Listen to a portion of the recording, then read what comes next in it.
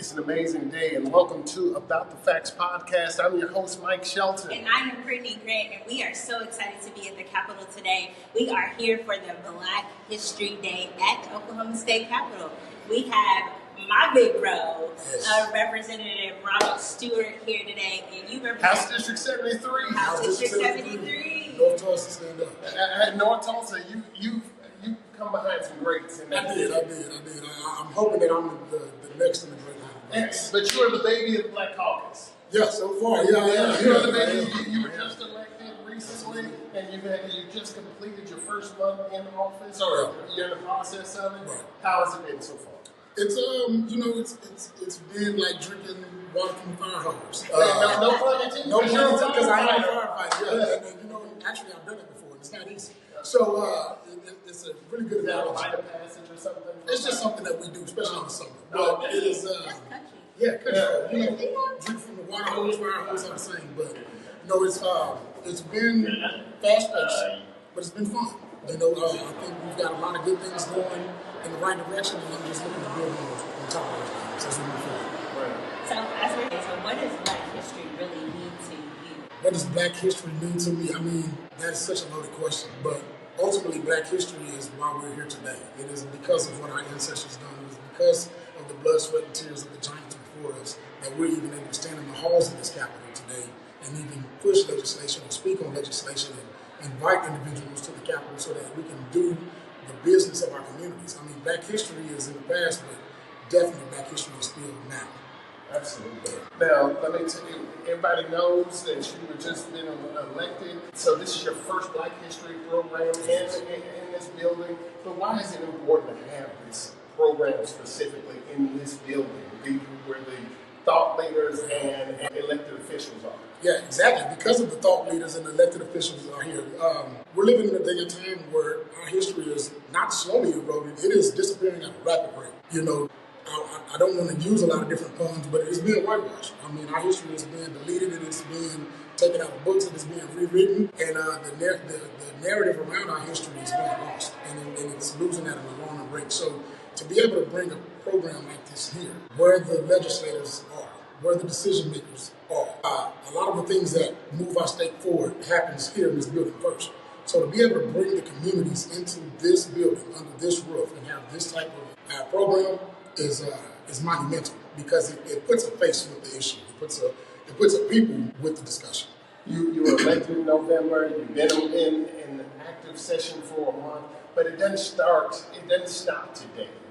Having people come in on a Black History program is no matter where you live, it's not a Black Caucus issue. People need to be in this building. Tell them why they need to be in this building. People need to be in this building because this is where your voice is going to be heard. Just like I spoke, just like the previous answer, as far as putting a face and putting people with the issues, having your face and your presence here in this building is important, because when the topic comes up about our history, when the topic comes up about our communities and our neighborhoods, when those topics come up about our public school system, about public safety, when it talks about criminal justice reform, it's a lot harder to tell a person no when you know their face and you know their name than it is if they don't know who you are.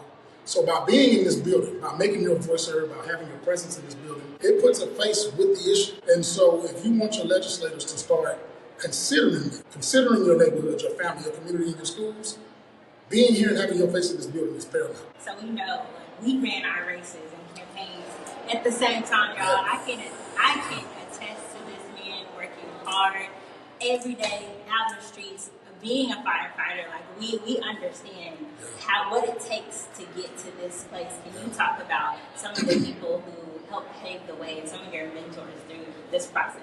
Yeah, paved the way. Everyone that was before me, and the list is too long to name, but every legislator before me, whether it was a District 73 or any other district in the state of Oklahoma, helped pave the way for me to be here today. They had to lay the groundwork. They had to fight the good fight. They had to take the abuses and the atrocities and different things that took place during their time in order for me to be here today. But when I talk about the community of North Tulsa and how they supported me and rallied behind me, I can't say enough about how much I appreciate and how much I love the community of District 73 before believing in me and giving me this opportunity to be their voice. And it's not something that I take for granted. It's not something that I take lightly. but it's those elders in those communities that, that kept me in the right direction. It's those families and those men that kept me in, making the right choices when I could have decided to go a lot of different ways. And so I give honor to the elders of the community from the time that I grew up in North Tulsa as a young kid to the day that I graduated college. Those are the ones that helped prepare me and helped to mold the man that we see today. Let me just say this, and I'm about to steal Brittany's thunder because every woman that has walked up in to do an interview today, she's asked them about mentorship. She asked them about those people that you looked at or fed into you or you fed into to be where you are today. Who are some of those mentors? That fed into me or that I feed into? That you both. When it comes to mentors, I can go back. My mother played the biggest role in my life, to be honest. I'm one of 7 children. I got 6 sisters. I'm the only born son. So the respect and the honor that I have for women, I don't know if it was beaten into me or if I just got it honest, but my mother was a very big role in my life. But I have to talk about those very few black male educators that I had growing up. The Mr. Readers of the world, the Tyrone Wilkins over at Carmel Middle School, Mr. Thompson over at Booker T. There were strategically placed in my life, I believe.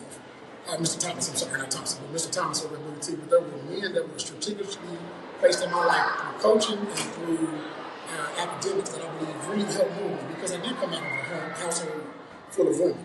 So to be able to have those male educators when there's not a lot of black male educators, but to have those educators, and Principal Q.T. Williams is another one, to have them in my life as I was growing up and the coaches that I had while playing athletics are the ones that I really want to give honor to as far as helping me be the person that I am today. So I was just going to have one more question, but I'm going to just say a name, and because it's Black History, because this man has such a profound part of Black history, but it's so important to the steps you've made to being a firefighter. Mm-hmm. I'm going to mention the name Carl Holmes. Can you talk to who he is?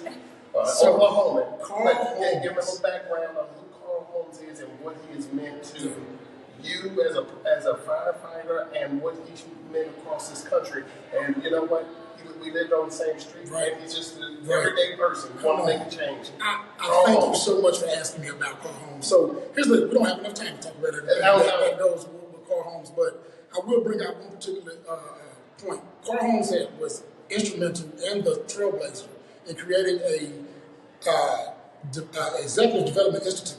It's called the Carl Holmes Executive Development Institute. It's EDI. It was based for black men and women in the fire service to learn how to prepare themselves for higher roles of leadership and executive leadership.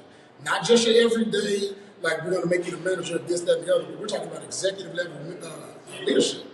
And he committed his life and his work, especially in the fire service, to making sure that young black men and women that were joining the fire service were not only prepared for the fire service, but prepared for executive level leadership. And his training course, the relationship that we were able to have with him before he passed away, God bless his soul, and may he always rest in peace. But what he was able to give to us, what he was able to pour into us as young black men in this fire service, not only affected me in the fire service, but I take those lessons and I apply them to everyday life and I apply them to this building as well. So, man, great honor for Mr. Holmes. But his impact felt not only in the state of Oklahoma, but across the world. And that goes back to even with that training course. EDI takes place every year in Louisiana at the University of Xavier University. And sometimes they go to dinner. During COVID, they was actually at Clark Atlanta University. But firefighters, minority firefighters from all across the world, not just even across the U.S., but across the world, sign up to take this Executive Development Institute, learn how to become leaders, learn how to hone their craft and sharpen the tools that they have in their toolbox. And that's all because of Carl Holmes. So it's worldwide. And we need to tell that story. Absolutely. That is done. You just gave me something. You just gave me an assignment. Done. Consider it done. That story will get told. We need to tell this. That story will get told. We'll work on it together. We appreciate you being on here, Representative Stewart. Thank you. I appreciate it. Absolutely. So follow us, follow his page, because we just gave him an assignment. So we about to see what he gonna do with it. Let's go. All right. Thank you so much. See you later.